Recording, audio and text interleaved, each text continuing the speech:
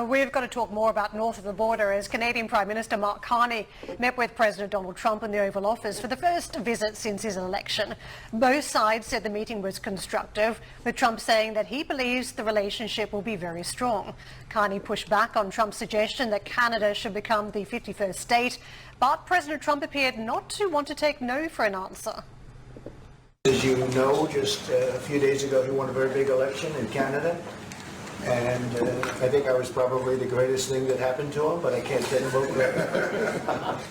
His party was losing by a lot, and he ended up winning, so I really want to congratulate him. It was probably one of the greatest comebacks in the history of politics, maybe even greater than mine.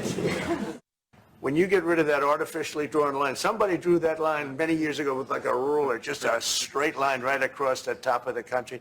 When you look at that beautiful formation when it's together, I'm a very artistic person, but when I looked at that beauty, I said that's the way it was meant to be. But you know, I do feel it's much better for Canada, but we're not going to be discussing that unless somebody wants to discuss it. As you know from real estate, there are some places that are never for sale. That's true. We're sitting in one right now, you know, Buckingham Palace, that you visited as well. That's true. And having met with the owners of Canada over the course of the campaign last several months, it's not for sale, won't be for sale ever. When you consider what Mr. Carney just said, that Canada is not for sale, does this make the discussion a little more difficult to start on? No, not at all. No, not at all. No, time will tell. It's only time. But I say never. Let's get out to Alice Barr from DC for the latest. Alice, Trump clearly not backing down on his 51st state idea, but there was some backslapping around the election outcome for Carney. So what did you make of just how warm the relationship is between the two men and whether we can see progress on trade?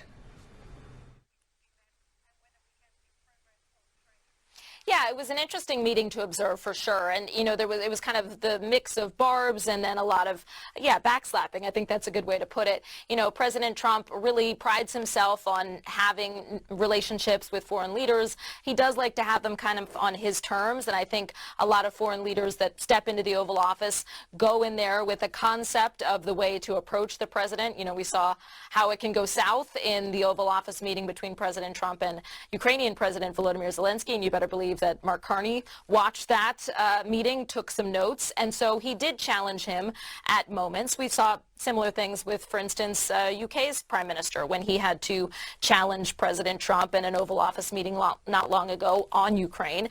So these foreign leaders are knowing how to challenge the president. Mark Carney is never going to allow President Trump to say that Canada could become the 51st state while he's sitting there. You know, Carney certainly rode to victory on saying that he was going to stand up to President Trump, and he walked into that Oval Office knowing that he had to bear that in mind. But he also understands there's a certain way to kind of be jovial and to speak with the president that can bring about potentially more progress, because both sides do want to see some kind of trade deal come out of these discussions.